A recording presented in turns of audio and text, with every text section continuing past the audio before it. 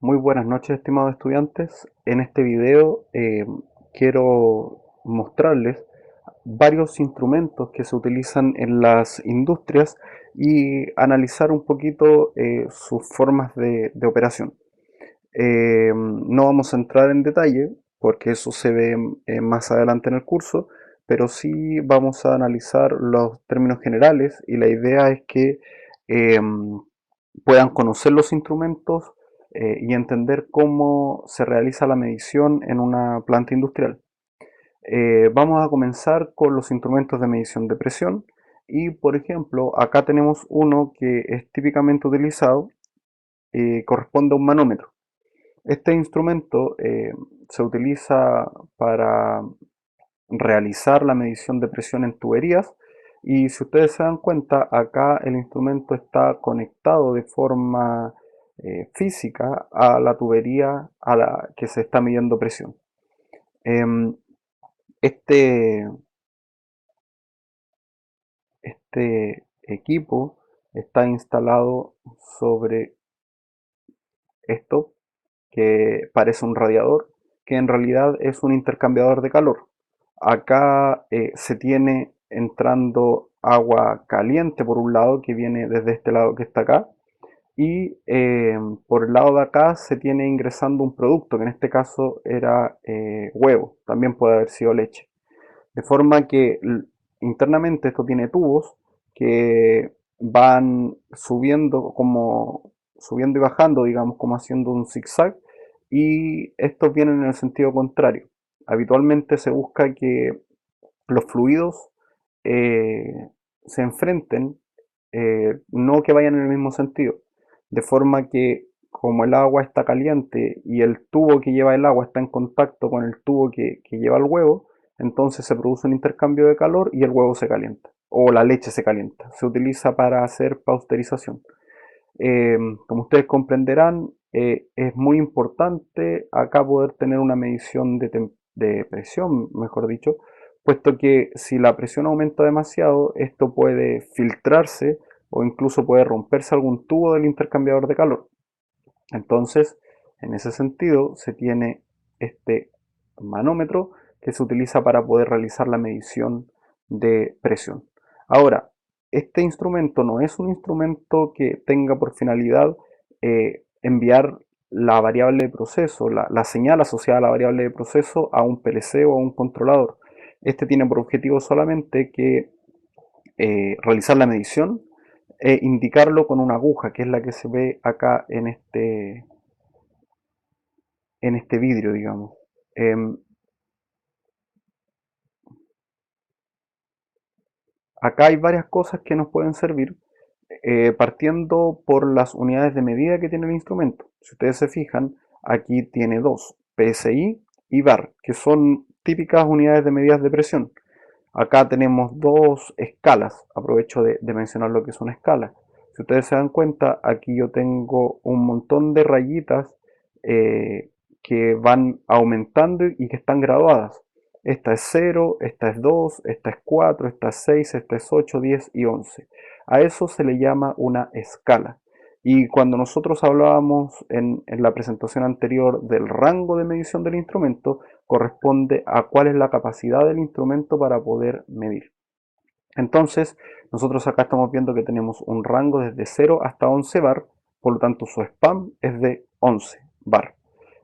Por otro lado, el equivalente en presión, en PSI, perdón, corresponde, aquí no estoy seguro si es un 9 o es un 0 debe ser, corresponde al valor 0 y al máximo al valor 160.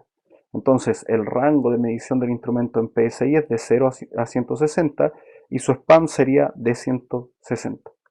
Ahora, nosotros tenemos una aguja que cuando la presión aumenta comienza a levantarse y va apuntando en la dirección de la presión que hay en la tubería. De forma que nosotros podemos considerar la resolución del instrumento como la capacidad de esta aguja de mostrarnos diferentes valores y que nosotros tengamos la capacidad de distinguir esos valores. A eso se refiere la resolución. En un instrumento que sea digital, la resolución está asociada a la cantidad de dígitos digitales que tiene la pantalla. Pero acá se refiere a qué, eh, cuál es mi capacidad como operador de poder distinguir entre un dato y otro. Entonces, por ejemplo, si nosotros consideramos que cada una de estas líneas es distinguible cuando la medición está acá o cuando está acá, entonces la resolución del instrumento correspondería a el equivalente a cada una de estas líneas. Si lo miramos, este es el 1, la mitad entre estos dos, y tenemos 1, 2, 3, 4, 5 rayitas, cada una vale 0,2 si es que no me equivoco. A ver, 1, 1,2, 1,4, 1,6, 1,8, 2, 1,2. O sea, perdón, 0,2. Entonces la resolución del instrumento, considerando lo que acabamos de decir, sería de 0,2 bar. Porque tal vez si se ubica al medio, yo no podría distinguir bien si se encuentra más cercano al 1,2 o al 1. Entonces de esa forma nosotros tenemos el concepto de resolución. Ahora, eh, otra de las unidades de medida que es típica en presión corresponde a metros columna de agua o metros columna de mercurio, y habitualmente las bombas tienen esta denominación. Por ejemplo, es típico decir que una bomba es de 10 metros. Entonces se asocia habitualmente eso a la distancia de la succión, desde donde yo puedo tomar la, el agua, digamos, y levantarla succionando. Pero en realidad esa medición corresponde a la presión que la bomba es capaz de levantar, la presión que la bomba es capaz de generar. Y está dada en una unidad de medida que se llama metros columna de agua. ¿De dónde viene esto?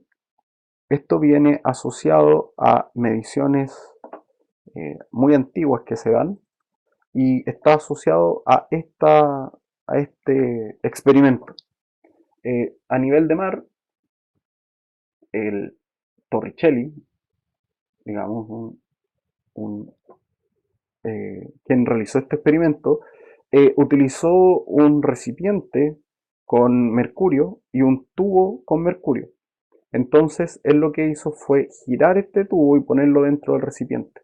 Y se dio cuenta de que el líquido del tubo no se vierte completamente sobre el recipiente, sino que el líquido del tubo, perdón, no se vierte sobre el recipiente, sino que se dio cuenta de que queda en el estado que estamos viendo acá, a nivel del mar, con altura cero. Entonces, él comenzó a pensar por qué se producía este efecto y llegó a la conclusión de que la presión de la atmósfera, la presión del aire que está sobre nosotros, la presión atmosférica al fin de cuentas, era la que se oponía a que el líquido que estaba en el recipiente siguiera subiendo, siguiera aumentando el nivel y por ende bajando este de acá. Y se dio cuenta de que el nivel que se generaba aquí era de 76 centímetros.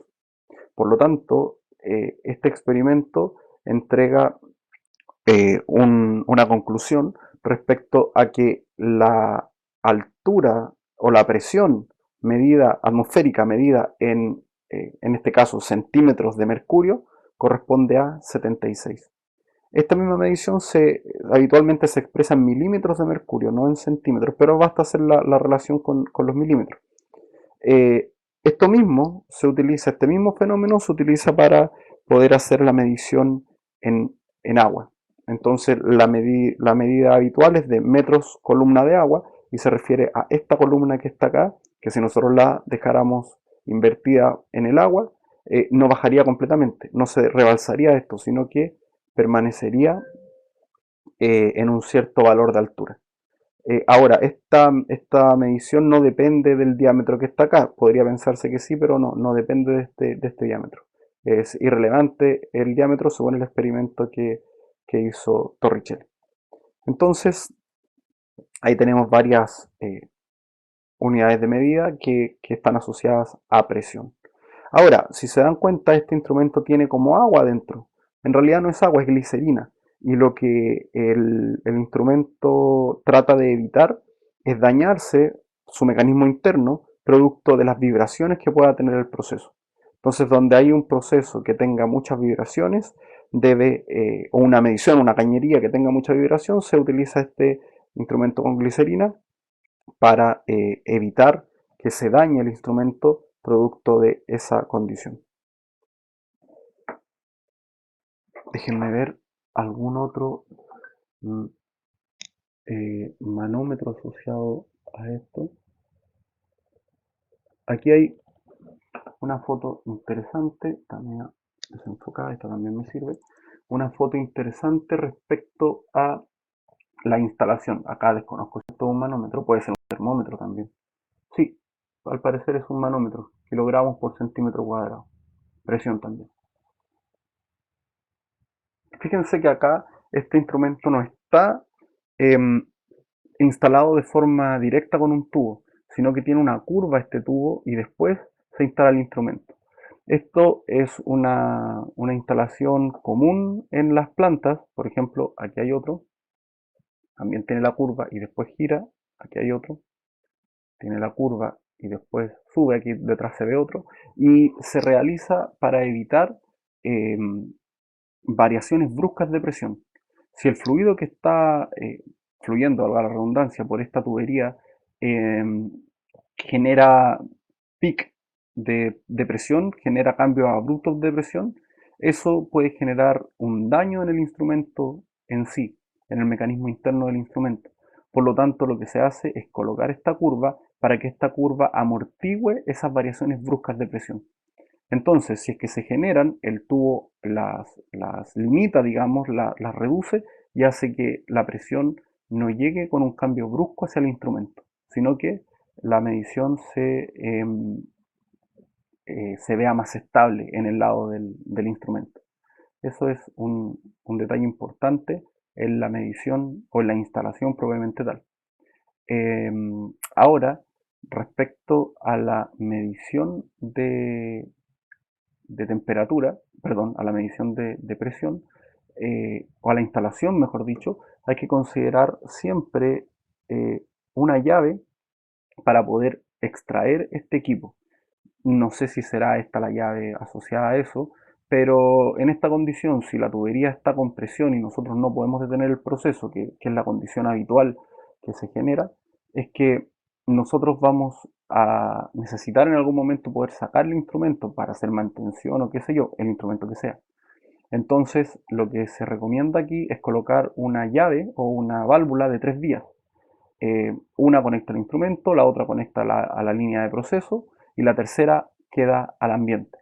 Entonces, cuando nosotros necesitamos eh, que este instrumento sacarlo, por ejemplo, para llevarlo a contrastación, para calibración o para cambiarlo, lo que nosotros hacemos es cambiar la, la llave de posición y dejamos bloqueado aquí la tubería y hacemos que la presión de que queda acumulada en este tubo se vaya al ambiente.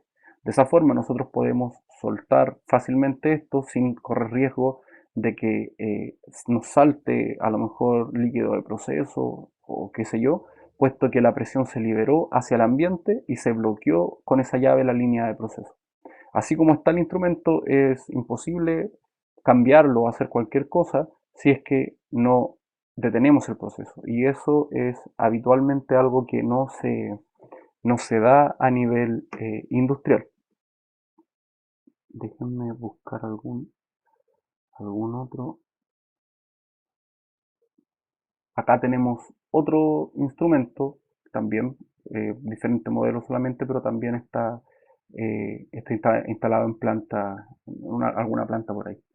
Em, Consideraciones que hay que tener es que estos tipos de instrumentos nos entregan una medición analógica y a eso es lo que nosotros apuntamos con los instrumentos que instalamos para poder tomar la medición hacia el PLC.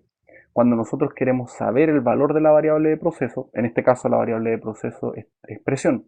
Cuando a nosotros nos interesa saber cuál es su valor en cualquier momento de tiempo, nosotros instalamos instrumentos de esta forma.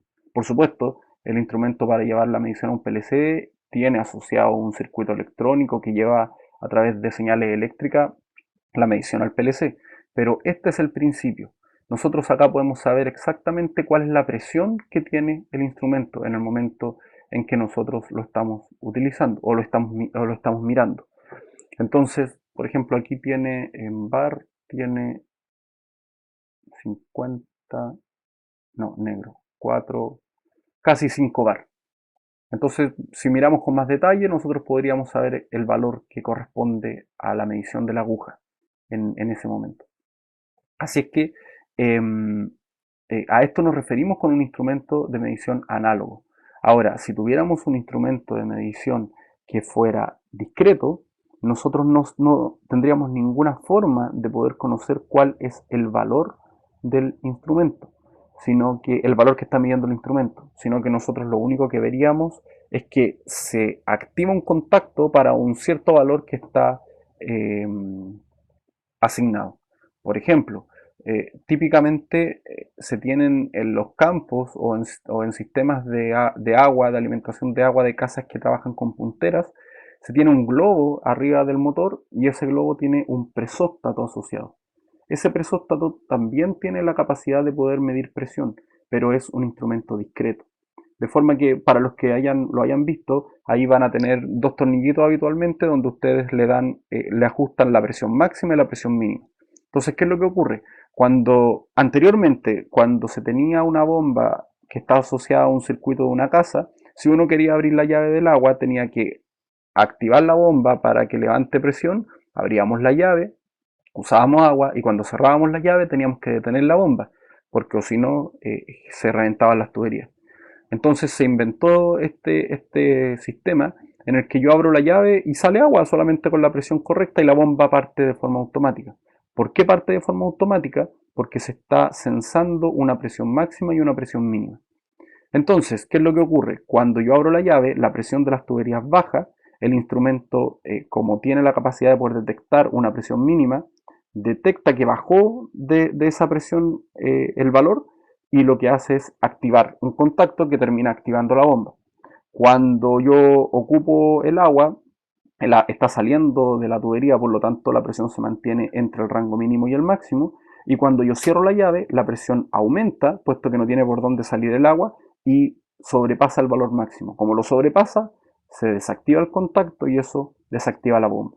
Entonces ahí tenemos un instrumento discreto, pero que solamente tiene la capacidad de poder indicarnos mediante un contacto eh, cuando estoy por debajo de la presión mínima o cuando estoy por sobre la presión máxima. Pero cuál es el valor de presión no lo sabemos. Es un valor que no nos entrega el instrumento. Entonces ahí tenemos la diferencia entre un instrumento que sea análogo y un instrumento que sea discreto sí, discreto más que nada.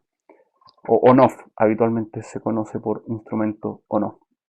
Acá hay otro, este está en kilopascal, también otra unidad de presión, y también está instalado en una planta, no aldea, si es que no me equivoco, está instalado este instrumento. Em, Ahora, ¿cuál es la forma que van a tener los instrumentos que habitualmente nosotros utilizamos? Los instrumentos de proceso. Déjenme buscar uno por aquí. Por ejemplo, esto. Esta es la forma que nosotros vamos a ver los instrumentos instalados. Desconozco si el instrumento es de presión, no he buscado su datasheet, pero podría serlo, también podría ser un instrumento de temperatura o qué sé yo. Pero electrónicamente, digamos, el instrumento, o físicamente un instrumento electrónico se visualiza de esta forma. Entonces nosotros podemos tener aquí el instrumento de presión y a través de este cable que estamos viendo aquí abajo, este instrumento lo que hace es entregarnos una señal que nos relaciona la medición que está tomando o nos entrega de alguna forma eléctrica la medición que él está tomando. Entonces aquí es donde hay una relación con respecto al rango de medición que se está utilizando, por ejemplo, de presión, y al rango de medición o al rango que se tenga la señal eléctrica. Habitualmente lo que se utilizan son señales de voltaje y señales de corriente. En cuanto a las señales de voltaje, tenemos típicamente señales de 0 a 10 volt, y en cuanto a señales de corriente tenemos señales de 4 hasta 20 mA. Entonces aquí hay un circuito electrónico en donde se controla, por ejemplo, la corriente, que es la señal más típica, y cuando nosotros tengamos el valor mínimo del rango de medición, por ejemplo, en este instrumento nosotros tenemos 0 kilopascal, entonces si tuviéramos este mismo rango de medición en el otro instrumento que les estaba mostrando, perdón, en el otro instrumento que estaba mostrando, entonces nosotros tendríamos a través de este cable 4 miliamperes en el rango mínimo, puesto que, o sea, para los 0 kilopascal, nosotros tendríamos en este circuito que se genera en la salida del instrumento 4 miliamperes. ¿Por qué se prefieren 4 miliamperes y no 0? Puesto que se podría cortar un cable. Y si se corta un cable, se abre el circuito y deja de fluir corriente. Entonces, cuando yo tengo una medición asociada al rango mínimo, que en este caso es 0, con una corriente de 4 miliamperes, entonces yo puedo determinar que el instrumento está midiendo en su rango mínimo. Y en ese mismo instrumento, si yo tengo 0 miliamperes, yo sé que hay un error en la medición, que no es el rango mínimo, es un error, puesto que se tiene que haber cortado un cable y se abrió el lazo de corriente. Esa es una razón por la que se utilizan los 4 miliamperes.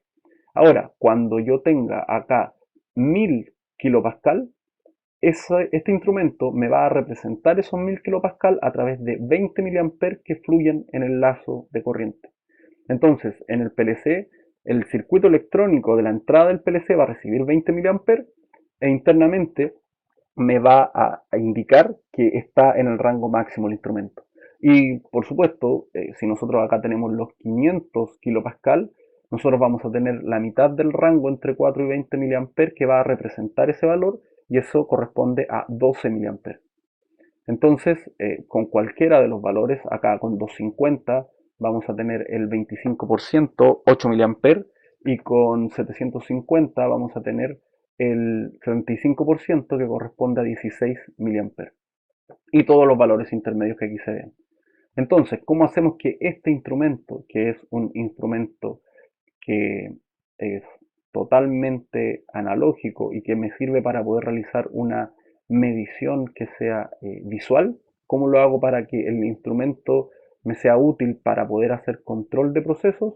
A través de este empaque que realiza la medición similar. El instrumento internamente tiene un elemento primario que se encarga de poder hacer la medición propiamente tal, por ejemplo una membrana que se dobla cuando hay más presión o está más extendida cuando hay menos presión, y a través, por ejemplo, de un elemento piezoeléctrico que se llama, que genera distintos valores de resistencia eléctrica cuando se deforma. Entonces yo tengo un circuito electrónico que me permite asociar ese cambio en resistencia a una señal de 4 hasta 20 miliamperes. Y ahí entramos en el concepto del transmisor, el instrumento transmisor. ¿Qué es lo que hace este instrumento o este equipo transmisor que está habitualmente dentro de este mismo empaque del sensor? Lo que hace es tomar la medición del elemento primario y convertirlo en una señal eléctrica estándar en instrumentación. Puede convertirlo, por ejemplo, a 420 mA, puede convertirlo en 0 a 20 mA, puede convertirlo en 0 a 10 volt o en 0 a 5 volt, o esas son las típicas, pero cualquier otra también podría ser. Entonces, ¿cuál es la ventaja de eso? Que yo puedo tener una variación diferente de equipos que miden de forma diferente, pero tengo un transmisor que tiene la capacidad de llevarlo a una señal estándar, y que esa señal estándar yo la voy a poder incluir en mi controlador, la voy a poder ingresar al controlador. También existen los transmisores que son externos. Yo instalo un equipo adicional que toma la medición del sensor y la transforma en una señal, por ejemplo, de corriente, y la envía al PLC o al controlador. Ahora, ¿por qué se prefiere trabajar en corriente? Porque la corriente es la misma sin importar la resistencia que exista en el circuito. Entonces, cuando yo tengo cables que son muy extensos, porque por ejemplo tengo este instrumento acá en terreno y tengo el PLC ubicado a, no sé, 50 metros, en un tablero, por poner un ejemplo. Entonces, no importa que yo tenga un cable de 50 metros que me está agregando resistencia al circuito, porque la corriente es la misma. Por supuesto, debe haber una compensación a través del voltaje, porque la potencia debe ser la misma, pero la corriente se mantiene constante.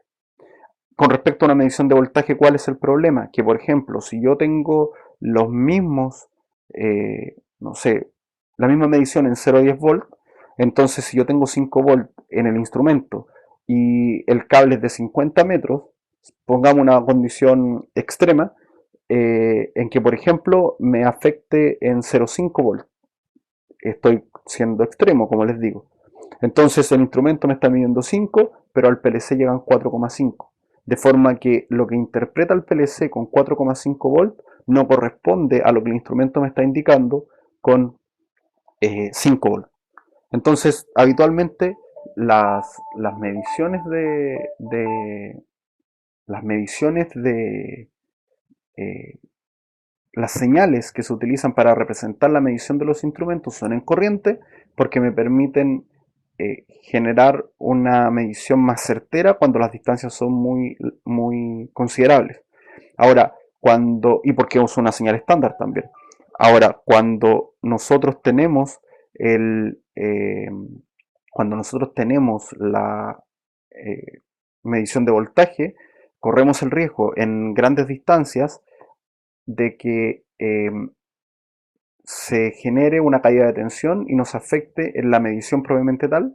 Lo otro, un conductor que está sometido a temperatura afecta su resistencia, por lo tanto, por efecto de temperatura también podríamos ver un cambio en los voltajes y por ende en la medición.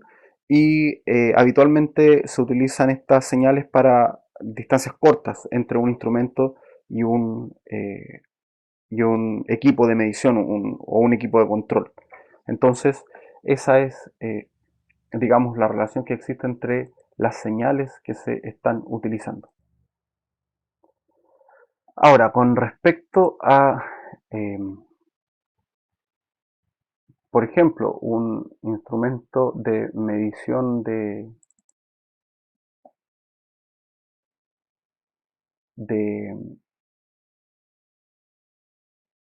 caudal, podemos vernos enfrentados a equipos que tengan esta forma que estamos analizando acá. En este caso, el instrumento va a censar mediante algún principio físico el caudal que va pasando en, en la tubería. Se está interviniendo la tubería aquí porque para poder instalarlo se tuvo que cortar. Y esos valores de caudal que se estén midiendo ahí van a salir de la misma forma que yo les mencionaba anteriormente, con señales estándares, por ejemplo, de voltaje o de corriente.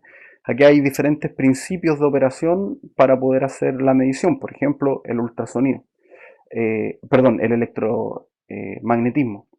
Entonces, ahí vamos a ver algunos videos que nos van a ayudar a entender cómo funcionan estos principios, pero se refiere a eso, se refiere a poder ver cuánto es el volumen, al fin de cuentas, que va pasando, o en el caudal, mejor dicho, que va pasando por ese punto que se está midiendo ahí. En cuanto a unidades de medida de los caudalímetros, tenemos, por ejemplo, los litros por segundo o por minuto o por hora, los metros cúbicos también por segundo, por minuto, por hora, o centímetros cúbicos también podría ser. Esas son unidades de medida típicas que se utilizan para poder hacer una medición de caudal. Al final es volumen por tiempo, es la medición de caudal propiamente tal. Respecto a temperatura, acá nosotros tenemos dos instrumentos que habitualmente utilizamos para medir temperatura. Con respecto a mediciones con respecto a mediciones de instrumentación industrial. Tenemos los termómetros y esas cosas que lo vamos a analizar en una presentación, pero a nivel industrial se tienen estos elementos que estamos viendo acá. Esto es un medidor de temperatura. Acá si es que no me equivoco, esto es una RTD. Típicamente existen las PT100, que son instrumentos de medición en base a resistencia también, y que permiten mediante un bulbo, aquí mediante un tubito que se inserta en la tubería, poder hacer la medición propiamente tal, y sale de él una señal de resistencia. Entonces, la resistencia va a ser la que va a tener una relación directa con la temperatura que se tenga en el fluido. Por ejemplo, si se tuviera una PT100, nosotros sabemos que si el fluido está a 0 grados Celsius, la resistencia que se va a medir entre los terminales de esa resistencia variable, que al final eso es lo que es, que depende de la temperatura, va a ser de 100 ohm. A eso se refiere una medición de un elemento de temperatura. Otro elemento típicamente utilizado son las termocuplas, que pueden tener se pueden visualizar de forma muy similar, pero la diferencia es su forma de medición. Esas miden en base a voltajes muy pequeñitos. De la misma forma, también tienen un tubo que se inserta en la tubería y eso produce que ese contacto físico con el fluido produce que se cambie la temperatura de un conductor interno y eso varía la resistencia. A eso me refiero con las RTD, no con las termocuplas. Las termocuplas, en base al calor que van ganando, van generando producto de una aleación de diferentes materiales, van generando cambios a nivel electrónico y eso se traduce en milivoltaje. Entonces se tienen ambos tipos de señales que habitualmente van a un transmisor que lo que hace es interpretar esas señales y convertirlas a un valor de eh, corriente o de voltaje. Ahí es donde nosotros tenemos dentro del transmisor un elemento que se llama transductor, que deberían haberlo incluido en sus trabajos en la parte de la estructura interna de un elemento de medición. El transductor, ¿qué es lo que hace? Convierte un tipo de señal en otro tipo de señal. Entonces, un elemento clave que está dentro del transmisor, del equipo transmisor. El equipo transmisor está compuesto por todo el acondicionamiento de señales, por la electrónica asociada a la parametrización que pueda tener, etcétera, etcétera, etcétera.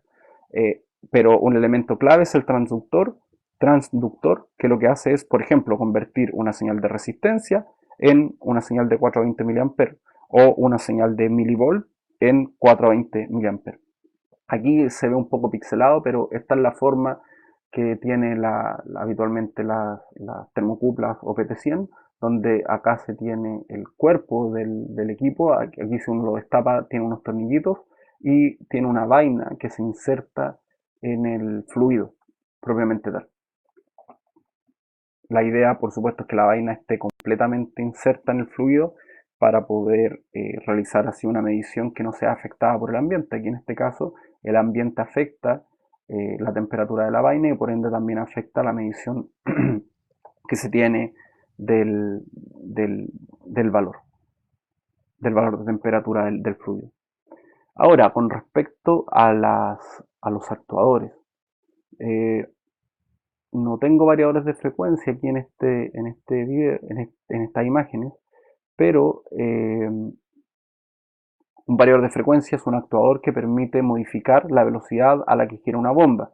Es básicamente un dispositivo electrónico que tiene la capacidad mediante electrónica de potencia, variar la frecuencia y la amplitud de la señal eléctrica que está alimentando a un motor. Entonces, dependiendo de la necesidad que se tenga, de si el motor vaya más rápido o más lento, él lo que hace es modificar las amplitudes y modificar la frecuencia de la señal y con eso logra que el motor varíe su velocidad.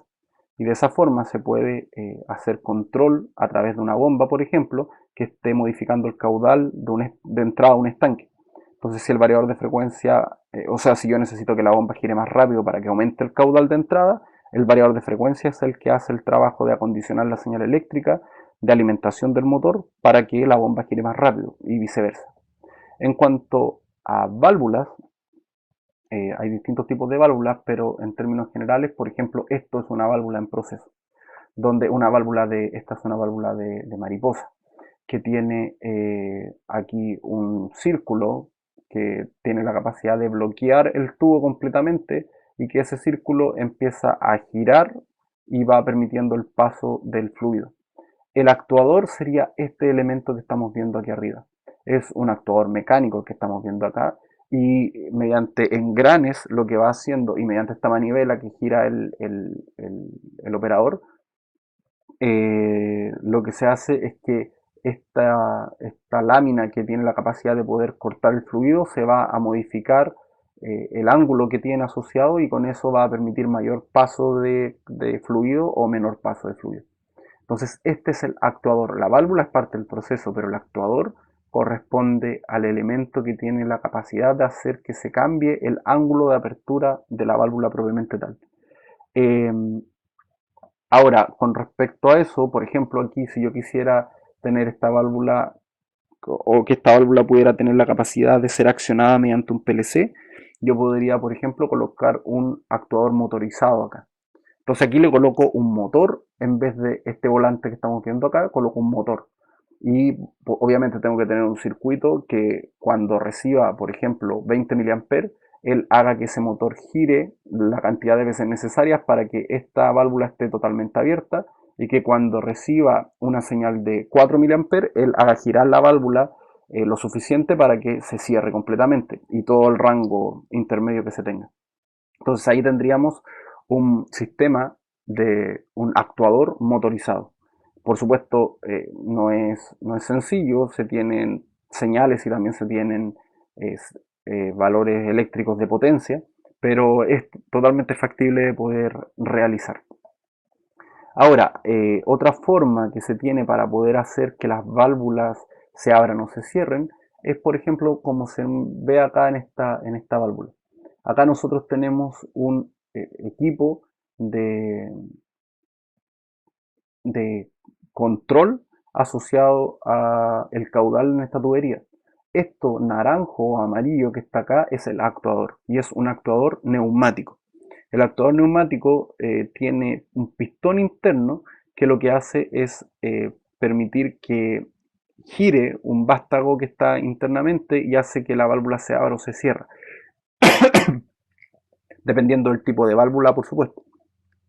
Si fuera una válvula de asiento, lo que hace es el pistón subir y bajar y de esa forma va a bloquear el hoyito por donde pasa el agua, diciéndolo coloquialmente, o subir y dejar que el agua fluya de forma más libre que cuando está totalmente obstruido. Aquí arriba nosotros tendríamos un convertidor de corriente a presión, por ejemplo, y un controlador, donde el controlador corresponde a esto azul que estamos viendo acá, recibe la señal de control que le dice mediante, por ejemplo, vamos a colocar un voltaje en este caso, mediante un voltaje de 0 a 10 volts, le dice cuánto tiene que estar abierta esta válvula. 0, por ejemplo, puede ser completamente cerrada y 10 completamente abierta. Entonces, él lo que hace es enviar esa señal al conversor de corriente a presión y de esa forma lo que está haciendo es convirtiendo los valores, perdón, en este caso sería de voltaje a presión, convirtiendo los valores de voltaje en un valor de presión propiamente tal. Obviamente se tiene una línea que tiene una presión elevada y un circuito electrónico ajusta válvulas internas que permiten que pase más aire o que haya una mayor presión de aire o una menor presión de aire. Y con eso se tienen señales que habitualmente pueden ser de 3 a 15 PSI que van a hacer que este actuador modifique su valor. En este caso hace que el pistón entre o salga, es un actuador diferente, pero en déjenme ver, en este tipo de actuadores, que sería este que está aquí arriba, nosotros lo que vamos a tener es una señal de 3 a 15 PSI, que por ejemplo entra por esta tubería que está acá, hace que este vástago baje e internamente se tiene la válvula, que en este caso eh, es una válvula de asiento, que va a bloquear el paso del fluido.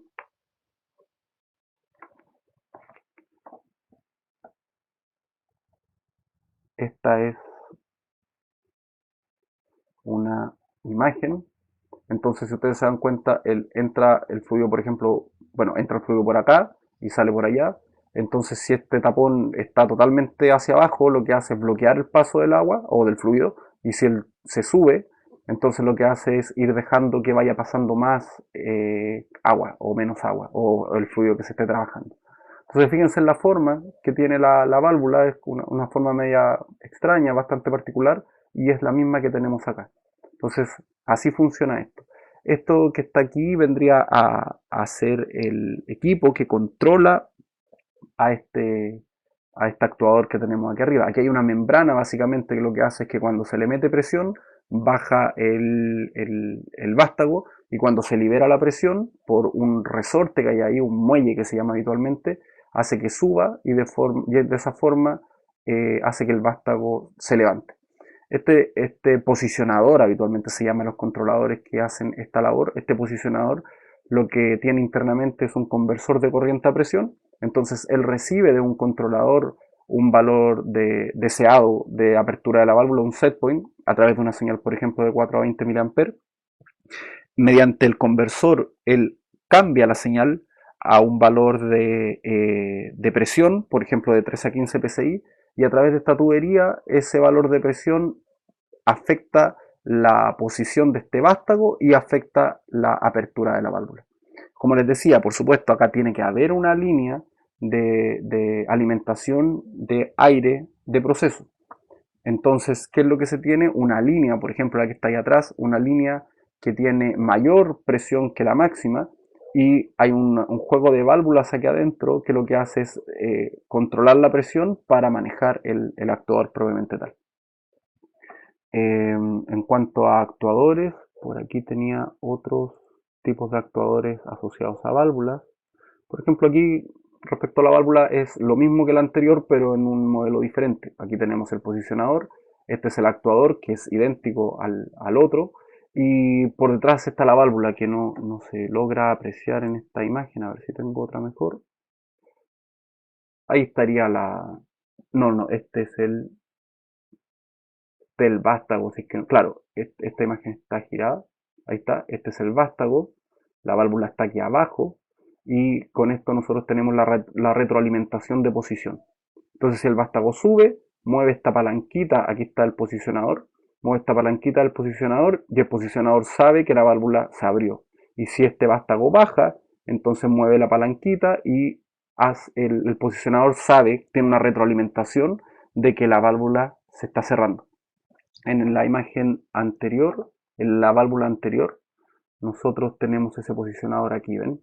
Esta es una palanquita, digamos, que está adentro, habitualmente asociada a un potenciómetro mediante resistencia nuevamente. Cuando este potenciómetro gira en un sentido, aumenta, por ejemplo, su resistencia. Cuando gira en el otro, la disminuye. De forma que cuando el vástago sube, esta palanca se va a esta posición que estamos viendo acá. Y cuando esto baja, esta palanca va a bajar, girando el potenciómetro y por ende indicándole o teniendo una medición de en qué posición se encuentra la válvula y este elemento mediante esa condición puede hacer una medición, un control de la posición de la válvula, por eso se llama posicionador. Aquí simplemente yo lo que hago es llegar con un set point a través de una señal de corriente y él se encarga de manejar la posición de la válvula. O sea, si por ejemplo la presión es muy grande en la válvula y hace que la válvula se vaya un poco para arriba, este elemento va a ver, a sensar mediante este mecanismo que les estoy comentando que la válvula subió y que el set point no cambió, y lo que va a hacer aumentar la presión de salida al actuador para que el actuador obligue a la válvula a que baje un poco. Y de esa forma está haciendo el control de posición. Aprovecho aquí abajito, si ustedes se fijan, tenemos otro modelo asociado a medidores de temperatura.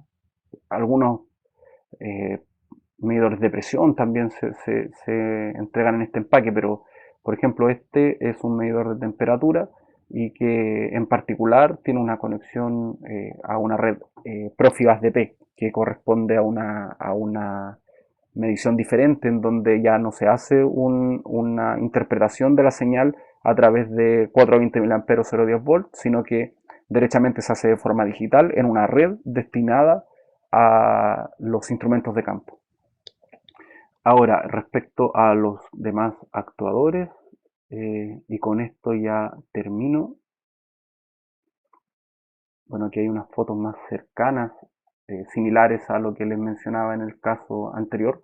Aquí tenemos el actuador neumático, aquí está la válvula y arriba está el posicionador y habitualmente aquí estas son las salidas de presión, que en alguna parte van a tener el, el valor, la señal de entrada de aire de instrumentación. No es cualquier aire, es un aire limpio y seco para que no se dañen los actuadores.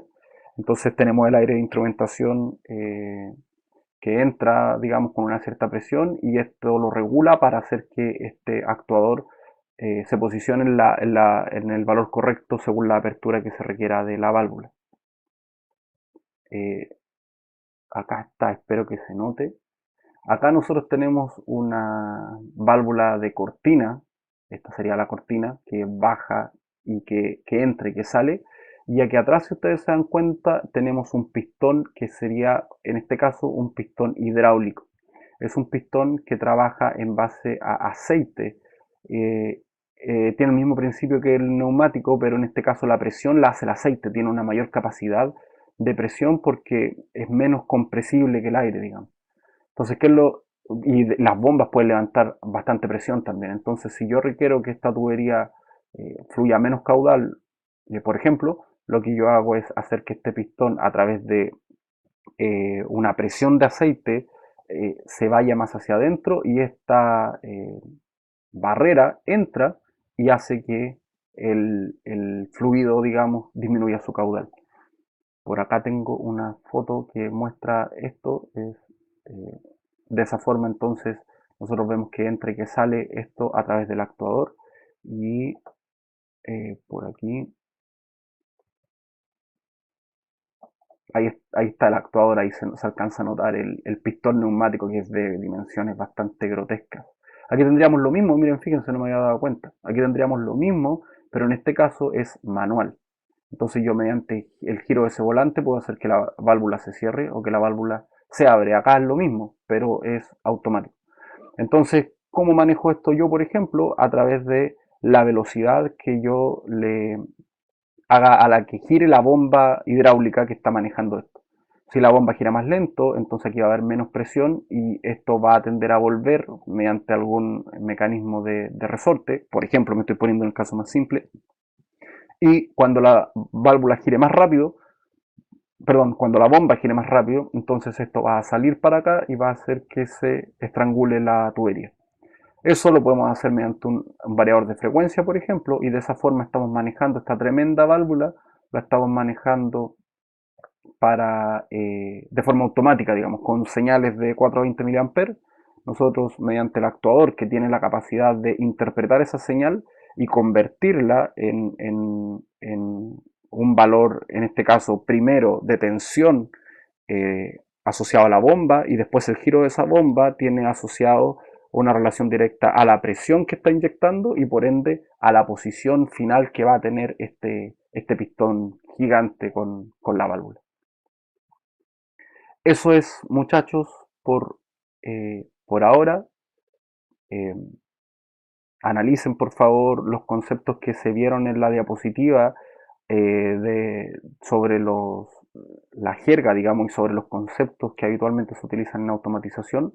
Analícenlo con respecto a estas imágenes que yo les acabo de mostrar y internalicen los conceptos de variables de proceso. Por ejemplo, aquí se está controlando el caudal, esa es la variable de proceso. Yo quiero que el caudal aumente o el caudal disminuya. También podría ser presión, pero en este caso es el caudal.